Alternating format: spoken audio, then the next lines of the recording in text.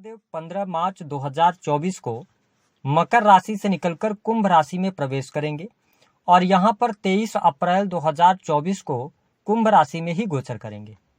तो मंगल के इस राशि परिवर्तन का प्रभाव मिथुन लग्न या मिथुन राशि पर किस प्रकार से पड़ने वाला है, विस्तार से जानकारी देंगे। लेकिन महत्वपूर्ण बात यह है कि 30 साल बाद शनि और मंगल की युति कुंभ राशि में होने जा रही है। अब देखिए, मंगल को अग्नि तत्व का ग्रह कहा जाता है, वही शनि वायु तत्व के ग्रह माने जाते हैं। ऐसी स्थिति में अग्नि और वायु के मेल से विस्फोटक प्रभाव जरूर देखने को मिलेंगे, क्योंकि मंगल को क्रोध, एग्रेशन, दुर्घटना, ऑपरेशन, चोट चपेट का कारक कहा जाता है। ठीक है। वही अगर बात किया जाए शनि की, तो शनि को दंडाधिकारी कहा जाता है। साथ ही शनि को प्रजा, कृषि, है ना, जुडिशरी, इसके साथ में आपके करियर, इन सभी चीजों का कारकत्व प्राप्त है। तो जब मंगल और शनि की युति हो रही है तो इसका प्रभाव न केवल प्रत्येक व्यक्ति पर बल्कि देश दुनिया पर भी देखने को मिलेगा। 15 मार्च 2024 से लेकर 23 अप्रैल 2024 तक आपको देखने को मिलेगा कि बहुत सारे मतलब चोट चपेट या एक्सीडेंट की घटनाएं आपको सुनने को मिलेंगी। दूसरी स्थिति यह रहेगी कि शनि और मंगल की युति की वजह से शनि प्रजा का कारक है, वही मंगल सेना, पुलिस, आर्मी है। तो यानी कि सेना पुलिस के बीच में और जो किसान हैं या आंदोलन कुछ बहुत ज्यादा इस टाइम पीरियड के दौरान आपके सामने निकल कर आ सकते हैं, देखने को मिलेंगे। और सबसे महत्वपूर्ण बात यह है कि यह जो समय है यह सरकार के लिए भी अच्छा नहीं होगा, क्योंकि इसी टाइम फ्रेम के दौरान सूर्य राहु का ग्रहण योग मीन राशि में लगने जा रहा है। तो जो वर्तमान में सरकार चल रही है उसके लिए भी यह समय कतई भी अच्छा नहीं रहेगा। बहुत ज्यादा सरकार को विद्रोह का सामना करना पड़ेगा। ठीक है। सरकार के हाथ से कुछ चीजें बाहर निकलती हुई नजर आएंगी, तो ये चीजें कहीं ना कहीं से दिक्कतें, परेशानी देने वाली होंगी। देश दुनिया में युद्ध जैसे हालात बनेंगे। कुछ जगहों से आपको भूकंप जैसी स्थितियों का भी समाचार सुनने को मिल सकता है। तो ये स्पेशली देश दुनिया पर प्रभाव है। इसका प्रभाव मंगल शनि की युति का आपके लिए कैसा है? तो देखिए, मंगल देव आपके ना अगर देखा जाए तो कैरियर यानी कि नौकरी यानी 6 हाउस और 11th हाउस के स्वामी होकर 9th हाउस में गोचर करेंगे। देखिए, आपकी जो पिछले समय में कुछ समय से परेशानियां रही हैं, उन तमाम परेशानियों से पहले तो आप बाहर निकलेंगे। आपका कॉन्फिडेंस लेवल अच्छा रहेगा। भाग्य भाव में मंगल देव जा रहे हैं, शनिदेव ऑलरेडी यहाँ पर विराजमान है और 30 मार्च तक शुक्र भी विराजमान रहेंगे, जिसके परिणाम स्वरूप जो स्टूडेंट हैं, विद्यार्थी हैं, जो हायर एजुकेशन से जुड़े हुए हैं, उनके लिए यह समय बहुत ही बढ़िया रहेगा। Technical field, IT field, medical की लाइन आपके लिए बहुत अच्छी रहेगी। अगर इस फील्ड की कोई एजुकेशन वगैरह आप ले रहे हैं तो आपके लिए अच्छा रहेगा। साथ ही यदि आप कोई कॉम्पिटिटिव एग्जाम वगैरह भी दे रहे हैं ना, तो आपके लिए इस दौरान सफलता देखने को अवश्य प्राप्त होगी। 9th हाउस में शनि, मंगल और शुक्र की युति की वजह से थोड़ा सा पिता के साथ संबंधों पर ध्यान दीजिएगा, या पिता की हेल्थ को लेकर दिक्कतें निकलकर सामने आ सकती हैं। जो लोग विदेश जाना चाह रहे हैं, विदेश से जुड़कर काम करते हैं, उनके लिए समय अनुकूल रहेगा। विदेशी भूमि से आपके लिए लाभ होने के योग दिखाई देते हैं। जो लोग रिसर्च, अकल्ट या धार्मिक क्रियाकलापों से जुड़े हुए हैं तो उनके लिए भी समय अनुकूल है, यानी कि आपके रुके हुए कार्य अवश्य बनेंगे। देखिए, मंगल देव 9th हाउस में गोचर करते हुए कहीं ना कहीं से धर्म के प्रति, अध्यात्म के प्रति आप में रुचि जागृत होगी।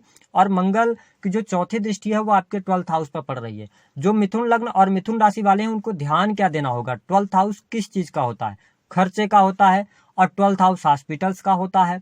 12th हाउस आपकी हानि का होता है, व्यय का होता है। तो मंगल देव यहाँ पर कहीं ना कहीं से आपके खर्चे करवाते हुए नजर आएंगे। स्पेशली आपको बता दें कि मंगल आपके परिवार में किसी सदस्य के स्वास्थ्य को लेकर हॉस्पिटल आपको जाना पड़ सकता है या हॉस्पिटल का चक्कर लगाना पड़ सकता है। स्पेशली अगर बात किया जाए तो 12th हाउस जो होता है वह आपका बेडरूम होता है। तो मिथुन लग्न और मिथुन राशि वालों के लिए दाम्पत्य जीवन के लिहाज से तो मैं निगेटिव समय नहीं देख रहा हूं। आपका दाम्पत्य जीवन अच्छा रहने वाला है। पति पत्नी के बीच में अच्छा सामंजस्य रहेगा।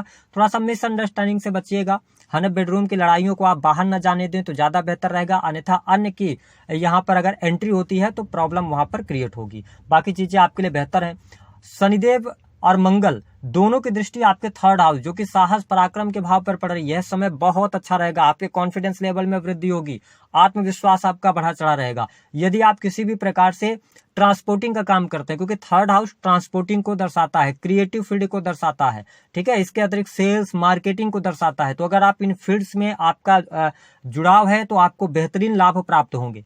मंगल की इस गोचर अवधि के दौरान आप देखेंगे छोटे भाई बहनों के साथ में थोड़ी सी झड़प या वाद विवाद होने की संभावनाएं बनती हैं, तो थोड़ा सा ध्यान दीजिएगा। बाकी उनके करियर को लेकर चीजें बेहतर हैं, कोई बहुत ज्यादा नेगेटिव स्थितियां नहीं रहने वाली हैं। स्पेशली आपको बता दें कि इस दौरान आपके राशि के स्वामी भी कुछ समय के लिए नीच की अवस्था में रहेंगे, तो मैं स्पेशली 15 मार्च से लेकर और 25 मार्च तक आप कोई भूमि भवन वाहन से जुड़ा हुआ कार्य करने जा रहे हैं तो थोड़ा सोच विचार कर कीजिएगा। ठीक है, 25 मार्च के बाद आप आगे जाएंगे तो आपके लिए भूमि भवन वाहन का भी योग दिखाई दे रहा है। प्रॉपर्टी से जुड़े मामले आपके हल होंगे, है ना, प्रॉपर्टी संबंधी विवाद समाप्त होंगे। लेकिन परिवार में कहीं ना कहीं से थोड़ा बहुत कलह का वातावरण रह सकता है।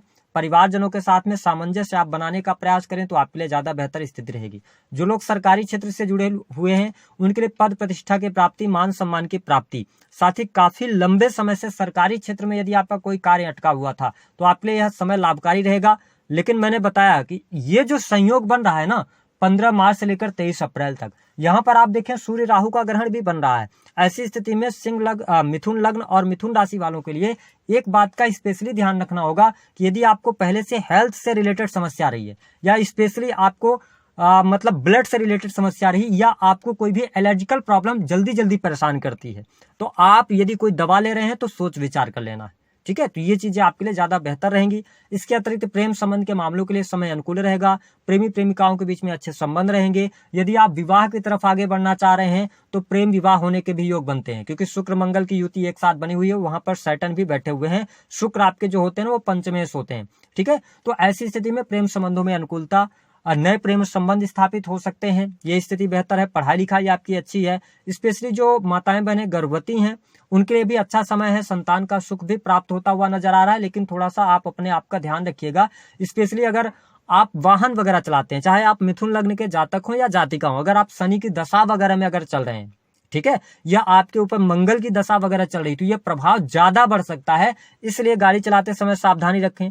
आग और बिजली से जुड़ा हुआ जो भी लोग काम कर रहे हैं, चाहे आप फैक्ट्री में काम कर रहे हो, इंडस्ट्री में काम कर रहे हो या किसी भी प्रकार से आप बिजली विभाग के अंदर काम कर रहे हैं, तो यह समय ज्यादा सहूलियत बरतने का रहेगा। ठीक है, इसके साथ में आंखों से रिलेटेड समस्या, आंखों में एलर्जिकल प्रॉब्लम, ये मिथुन लग्न और मिथुन राशि वालों को देखने को मिल सकती है। बाकी अगर हम बात करें आपके बिजनेस के लिहाज से समय बहुत अच्छा है। नए बिजनेस की शुरुआत करना चाहते हैं या आप पहले से बिजनेस कर रहे हैं तो आपके लिए लाभ मिलेगा। धन की प्राप्ति होगी। धन की स्थिति आपके लिए बहुत बढ़िया है। भाग्य के द्वारा धन की प्राप्ति होगी। आपकी कोई इच्छा थी वह इच्छा इस दौरान पूर्ण हो सकती है। धन लाभ में वृद्धि होगी। रुका हुआ फंसा हुआ पैसा आपको प्राप्त हो जाएगा। जो लोग विदेश जाना चाह रहे हैं उनके लिए भी परिस्थितियां बेहतर यहाँ पर देखने को मिलेगी।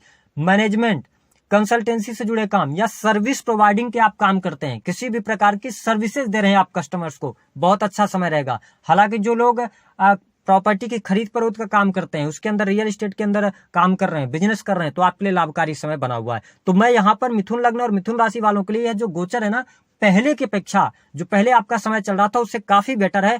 जो मैंने बातें बताई हैं थोड़ा सा ध्यान रखिएगा। 10th हाउस के अंदर राहु और सूर्य की युति बन रही है, तो आप इस दौरान अपने नौकरी में चेंज करना चाहते हैं तो थोड़ा सोच समझ कर चेंज करना। आवेगित होकर जल्दबाजी में कोई निर्णय नहीं लेना है। करियर पर सोच विचार कीजिए। कोई नए ऑफर्स आपको आते हैं तो उस पर सोच विचार कीजिए, उसके बाद आगे बढ़िए, तो चीजें आपके लिए ज्यादा अनुकूल होती नजर आएंगी।